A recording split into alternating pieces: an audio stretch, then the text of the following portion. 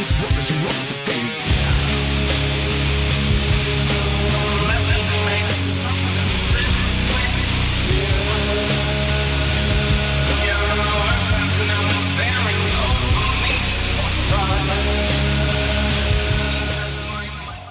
What's up, guys? Our Wrestling Podcast back at you with another episode. This is Dave Vicious along with Justin Total Package and Craig, the British Bulldog, bringing you our perspective on the world of professional wrestling. No inside sources, no ties to the industry, just stories from the diehards, sharing opinions with you. Today's topic, the best WWF and WWE Forgotten Factions. We're giving credit to Wrestling Incorporated. Feuds, Dave. Forgotten Feuds. Jeez. Forgotten Feuds, not factions. I am terrible. Gosh. Jesus Christ. Start over. Right. Dude, stop. Yeah, we're not starting over. Record. Cut. No. I'm just kidding. For audio fans, give us a listen on Apple, Spotify, SoundCloud, iHeartRadio, Stitcher, and Google Podcasts, or watch our videos on YouTube at Our Wrestling Channel. It's the second episode, so everybody knows what that means. The third. Whoa. The third is the third. You're right. That's true. Yeah, technically, yeah. On social media, can you help us out with a follow on Instagram or Twitter? Or go fuck yourself. Yeah. Can you do us a favor? Or and on go fuck Facebook yourself? Yeah. at Our Wrestling Podcast. Yeah. Go waste your life on TikTok scrolling recipes, you dicks. It's fun. I'm just kidding. Get to That's that. not. I was just Or watching kidding. someone I just don't. maul somebody else's recipe on TikTok. That's fun too. Live your Just life. watch a people. bunch of lower rate fucking trash. That's fine. Oh my god. We changed our background to orange for you cocksucks that actually like us. Because it sounds like you're angry. That's what it Feels like I'm going to stay home and watch hot. people fall on skateboards. Okay. It's so hot. I want to, Oh man, so good. Just because we don't This talk guy's about going to trash test the new gossip. mixed drink. I hope he likes it. Yeah. It's fine. And Don't- plus, we don't don't- talk about don't- trash don't- gossip on our shows, so it Don't doesn't talk work that smack way. on Tim the Tank. He's a nice guy. Come on. I'm sorry. Don't talk smack He'll on the take all. cheetah. He'll take all your requests. Oh, God. We haven't talked about that. What's up? Hey, Cheetah.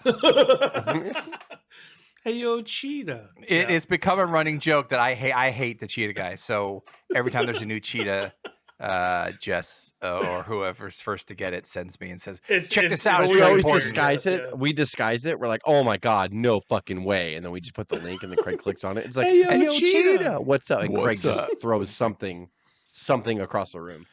Hey yo, And then- cheetah, What's up? I let these bananas get way too ripe for me to eat them. Don't be a little bitch. We can make banana bread with some chocolate chips. That's a great idea. How do we do it? Get a big ass bowl and throw your nanas into it. He'll even bring Wow. in cooks. It's fine. He We're talked about loosey goosey on the reproduction, third if you episode. expect. Follow us on social all media. Yeah, it's fine. It's fine. Hey, Cheetah. So Jess, what's Hey yo, Jess. What's What's I'd up? like to review a feud, Let's but I'm go- not sure I know the That's participants. Yeah, first you got to turn Let's on talk about those Peacock and watch forgotten the feud. feuds. What You got to attack the man's friend and then get revenge. is? Have we done forgotten feuds? This seems new. We've never honestly. done forgotten feuds, and I just That's what I this is a wild card topic. I'm not gonna lie, and there's everybody remembers the big feuds like the Mega Powers explode, or Rock and Austin, What's that? or Sorry. Edge and Cena. Those are all the big that everybody talks. Everybody knows those feuds. But there's a lot of forgotten feuds that sometimes when a star used to be on top and then they kind of get dippy-doo-dah down into the mid-card status, there's some feuds that happen. Or when they're trying to raise somebody from lower mid-card status and they're trying to bring them up to make them a credible challenger so the champion can kind of gobble them up a little bit. That also happens as well. So I listed a few here, and there will be a part 2, 3, 7, 9. I could do Forgotten Feuds WCW. I could do. It's not some on this things. list, but just You as don't an own example, me, so would you don't know what I'm gonna do. So, Well, I was just gonna ask a question. Would you consider Dusty versus Macho a forgotten feud, or is that a pretty outstanding feud? No, stupid. that could make the list. I mean, if you liked it, I mean, it was really centered around ultimately Completely like unnecessary. Elizabeth, and then Sapphire got bought by and Ted DiBiase. and polka tots and If you like that, sure, that could be on the future episode. Way to spoil it, you sack of shit. But now, yeah, I mean, Dave, well, nobody watches anyway. That's almost like that's almost too well known from the time. It could be. Yeah, I'm just crawling in Jess's head. That's all I'm doing right now. I'm just trying to. I'm trying crawling to in his get a head gauge. for Yeah, You are- crawling in Jess's head. Dave, you are a piece Glacier of trash. versus Ice Train. Like That's that's where fair. my head's That's at. fair. Did they feud? So yeah, the criteria is like it could be surprising. It surprised me that it was that good, or it could just be like there's everyone's kind of engaged in a feud in one way, shape, or form from the top of the card to the bottom. It could just be something that got buried in the middle, and I was like, wow, that was really nicely done, and that was a really good feud that people should go back and look at because it was awesome. So Yeah. Well, Yeah. let's jump into the first one you have listed. We have Hacksaw Jim Duggan versus Andre the Giant in the World Wrestling Federation of 1988. After WrestleMania 4, Randy Savage was champion and Hogan went away to film a movie. It was a good one, I heard. This is an important void. Such an important void in the roster to fill. Hacksaw Jim Duggan Will no was a doubt break mid-carder. box office records. No holds barred. Oh my! They teased that fucking movie Yeah, they for did. 3 months long. But then they made a shitty remember that pay-per-view out of push-up it. The scene? match, the The movie. movie. Oh my They would show God. the limo scene for 3 weeks in a row. How Hogan like jumped out of the limo and beat people up inside the limo. Yeah. So And remember they did the cringeworthy Dookie scene where Hogan's like, what's that smell? And he's like, Dookie. And he peed his pants. because he shit 'Cause I- himself. Yeah. Yeah, he's Yeah. like, And why I say that, Yeah, like if hold I him accidentally up. wet my pants, which hasn't happened that much in my life, but if that happens, I go, it's Dookie. I don't think I've ever thought. I'd be like, no, I pissed myself or shit myself. It's And then Dookie. And then Dixie Carter at home said, 6-sided ring. That is not bad. That is a great That's idea. right. Oh my God, Knowles Bard. Yeah. You're right. Yeah.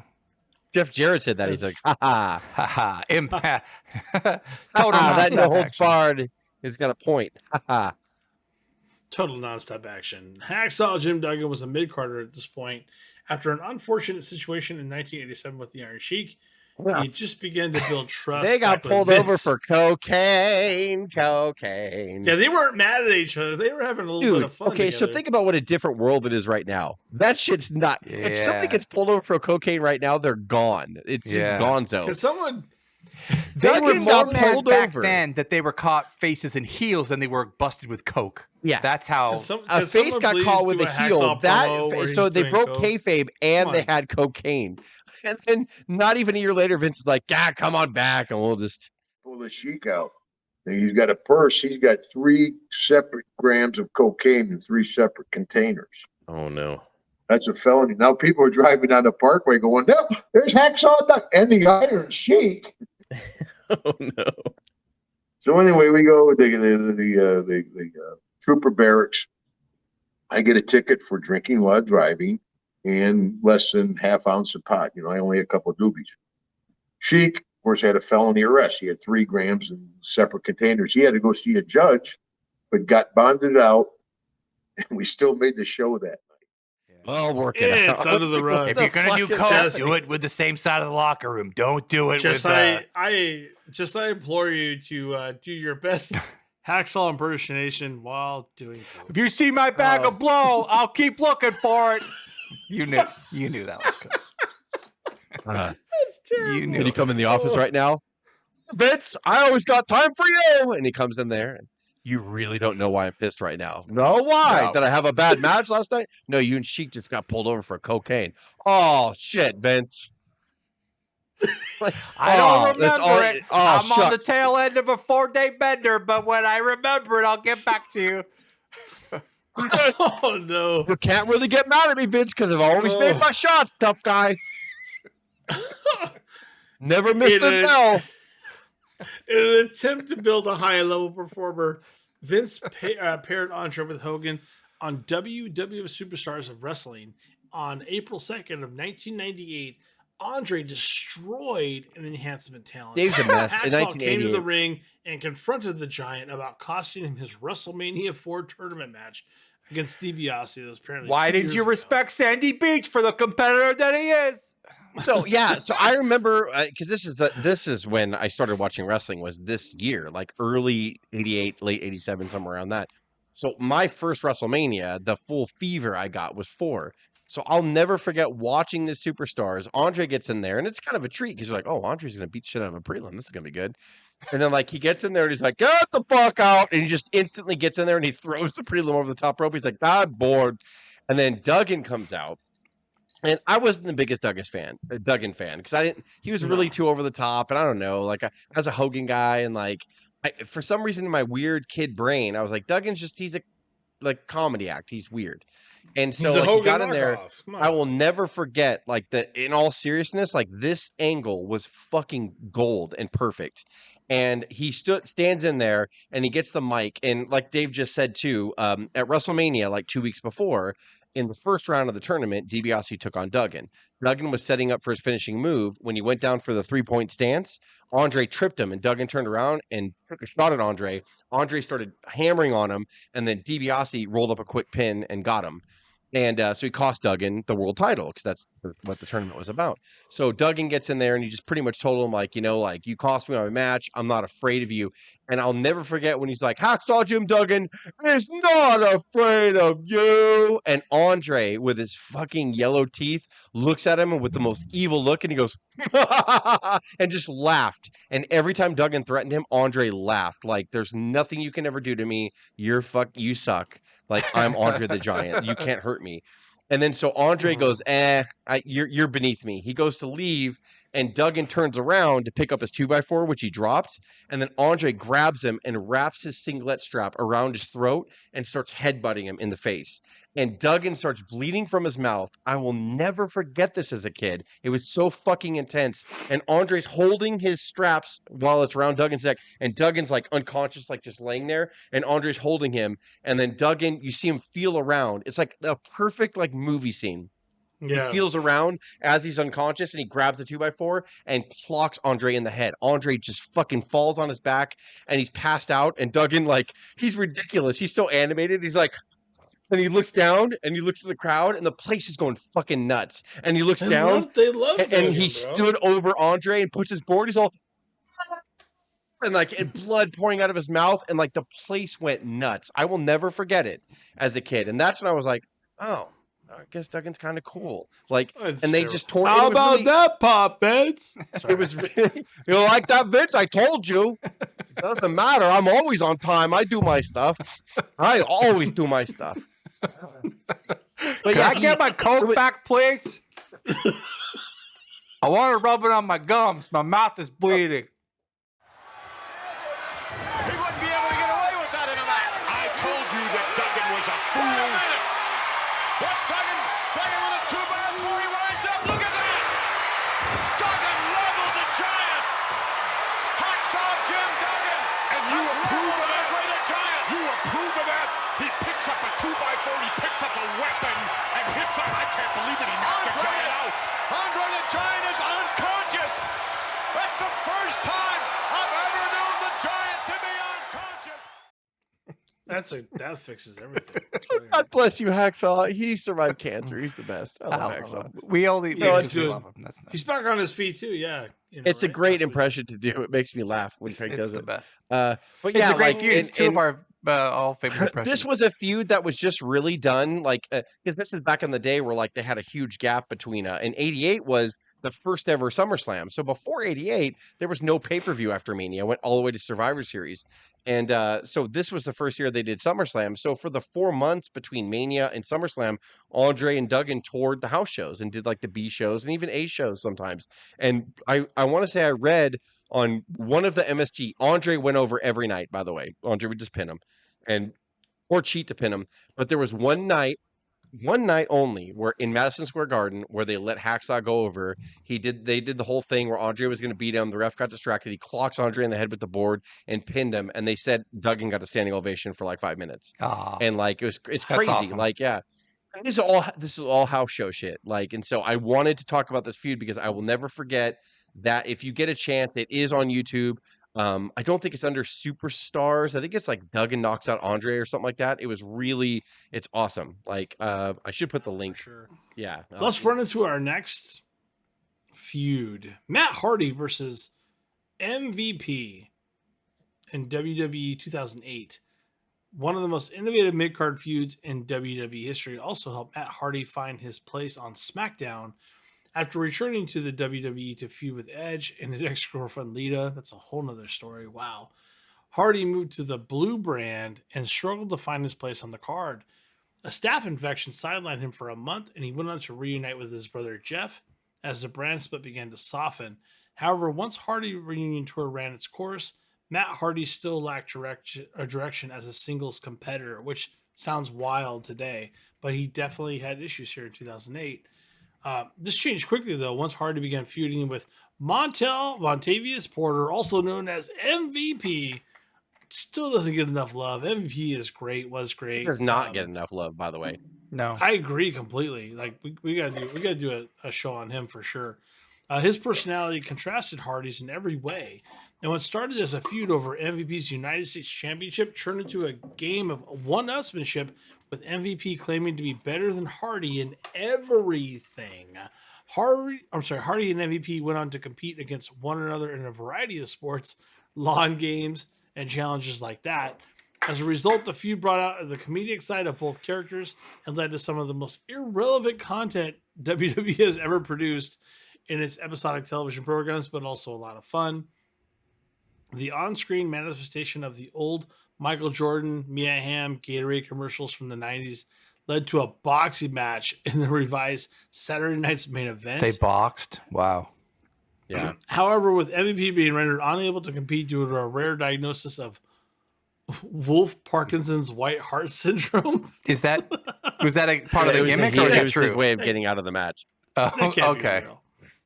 The company replaced him with none other than former heavyweight boxing champion Evander Holyfield, who proceeded to carry Hardy before ultimately knocking MVP out due to his interference. Down goes MVP! I guess Holyfield heard enough of MVP running his mouth.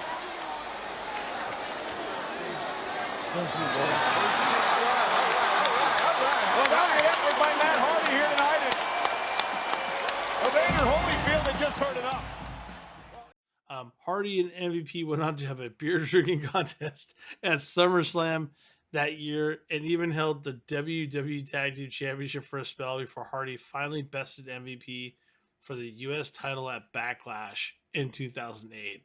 That's kind of fun. This was during a time too where like when they did the brand split, they were like restarting, they were separating tag teams and they were trying to rebuild these people from the bottom up. MVP was always a really cool character, I thought. And when they put them first together, I didn't care. They were doing dumb skits or whatever. But then like on the internet started talking about him too, going, dude, Hardy and MVP is like the best segment of SmackDown every week. And then I started tuning in. I was like, oh my God, these guys are fucking funny. And like they just started like they were feuding with each other. They had matches over the US title. Like Dave said, they won the tag titles, but they were doing these silly vignettes, like where they were just trying to one up. And then they did the boxing, where Evander Holyfield was beating the shit out of Matt Hardy, but then like he finally realized the MVP was a snake, so he knocked MVP out instead. It all worked. Like when Dave reads it, I'm like, oh, total WWE trash. But then like if you watched it, go back and watch this. Like it's super fucking fun, man. Like it was really like, and it really helped Hardy as like a singles wrestler kind of blossom. And I remember MVP from that. We now know him now as a manager of the Hurt Business and stuff, and he managed Lashley and all that stuff, and now he's managing Omos. But MVP was a really fun character and a pretty good in-ring performer too. He wasn't bad at all. Like he was a really decent wrestler in there. So the MVP and Hardy feuds, definitely go back and watch that. It's fucking fun. MVP could be the total definition of underrated. Yeah. All right, Craig, I'm gonna try to pull you in here with the next one: Cody Rhodes versus Rey Mysterio, WWE 2011. Prior to his departure in the WWE in 2015, Rey Mysterio proved his worth to be the company through a series of impressive matches and feuds that cemented his place among the all-time WWE babyfaces. That's even getting more clear now that he's back and his own son has gone heel against him. Rey Mysterio will be go down as one of the highest babyfaces of WWE history. While those feuds that he's had with Chris Jericho, CM Punk are often seen as high points, his program with Cody Rhodes is often overlooked by fans. Mysterio legitimately broke Rhodes' nose during a match, transforming the dashing Cody Rhodes to on-dashing in an instant. Disgusted with his deformity, Rhodes began wearing a clear protective mask in segments and matches to both protect his nose from further harm and to use as a weapon against his enemies. Rhodes made his return to SmackDown with his father Dusty in tow. While the segment initially began with the elder Rhodes asking his son to apologize to Mysterio, the American Dream ended up siding with his son in a beatdown of Mysterio. Craig, what do you think of this? Too.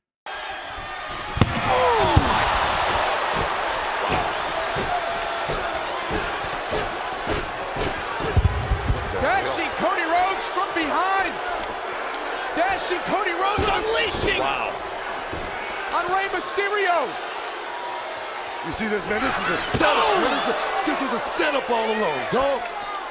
You know, man, being from the hood, man, the eyes never lie, man. I was looking at Cody Rhodes' eyes, man. I could tell something was up. I mean, whatever Cody did, he did it to the best of his ability. So it didn't matter whether he was wearing a mask, fighting Mysterio, rocking a mustache, if we talked in other episodes, put on a Stardust outfit. Like, you can kind of understand how frustrated he must have been. And Cody Rhodes' Intercontinental Championship reign, he was the one who wanted to ditch the new era belt and bring back the old one, the classic one that we like with the white strap background. And Cody's the one that brought that back. And it was after this feud with Ray where he started, like, kind of, again, we talked about it too on a review that we did about Cody with the mustache, how he made that work. Like, now I look back going, like, of course he's great now. Yeah. He got it back then, you know. Yeah. He just needed to leave and season himself or whatever. And now he's back and he's the Cody of today. And once he returns, he'll be amazing. But he was getting it back here. We just didn't really realize it. Like, because it's easy to be overshadowed by Dusty and Goldust. You know, who wouldn't be? Well, yeah, now they're standing in his shadow, but that's cool. And like you said, in hindsight, you realize that Cody was great, and sometimes he has to. Sometimes you gotta leave someone for them to realize how much value that you had to them. It's the story of life. That's what. And so, was Dusty working for WWE at the time? What was his issue? Was he? Was he doing that? Dusty worked a lot in NXT, and he was like kind of, Yep. he was like part of creative, but he did a lot of shit for NXT, and he ran the promo class in NXT and taught these guys and girls how to talk. Yeah, if you hear a lot of the, especially not to call a lot of the ladies that came from NXT, they talk about Dusty a lot and how they were really thankful for his help. I didn't know if this was before that, yeah. Well, you think about it, we're only talking about at this point. This is 2011. We're not that far off from I hate to say it, his death, and it's tough to talk about. But the segment ended with Cody removing Mysterio's mask as the father and son celebrated. That's crazy. So Mysterio's mask got removed here and WCW. You kind of forget that too. You did. I don't think you saw his face here. Okay, he just kind of hit WCW. You saw his face. Like, he wrestled for like a year without a mask. Without it, yeah, it's so weird. Rhodes and Mysterio went on to have one of the best matches at WrestleMania 27 and continued really good their match. feud in the months to follow. But according to Rhodes, the WrestleMania match might not have happened had Mysterio not barged into Vince McMahon's office and to make the match. So without Ray doing that, nothing happens. Rhodes said in a Q&A with Inside the Ropes, I don't know why Ray took such a trust in the whole situation. Well, I do. Because Cody it's kind of is cool good to see too. Like Ray went to bat for it, and he's like, "No, Vince, like, put me with this young guy, and it's a thing. Let's have a feud. Let's do it." I remember that match like it was yesterday, where he broke his nose. It was an accident, and then Cody started wearing the clear mask, the guard, and then he started like just changing his character. I remember that vividly. I remember the mask. I don't remember anything else from this. I remember like that clear. Well, what I would tell you is that if you went and talked to Cody now, he'd be like, yeah, I've talked to Ray about that. Or now I do understand why he took such trust, because I'm Cody Rhodes. I don't know if he'll ever say that. He's a humbling man to begin with, but Cody has to understand his value now. Mysterio. Oh! The referee's attention was averted. Trying to get the protective mask out of the ring, Cody Rhodes capitalized with Mysterio's knee brace. Come on, Crossroads! Yes, Crossroads! And Cody Rhodes is going to steal this match from Rey Mysterio. Retribution for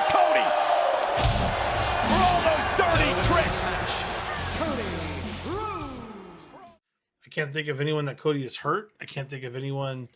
I can't think of a situation where Cody is backed out of a match. I can't think of a situation where Cody has not risen to the occasion. Even when he's, like you said, he's fed shit, he's ate it wholeheartedly, and he's moved on to the next. Stardust. Like, just for someone to be Stardust and then to come back into WWE and do the cartwheel just to pay homage to Stardust. Cody knows exactly where he is and what he's about.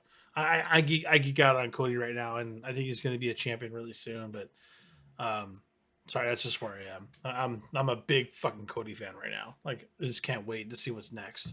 So, all these storylines and all these feuds do get forgotten. I think this is a fun way to revisit those feuds and to revisit the network. Not that I'm getting paid by Vince or anything, but it would be good to go back and check on these feuds and what they did. It's quite interesting. Yeah, there will be multiple parts of this for sure. I'm excited for it.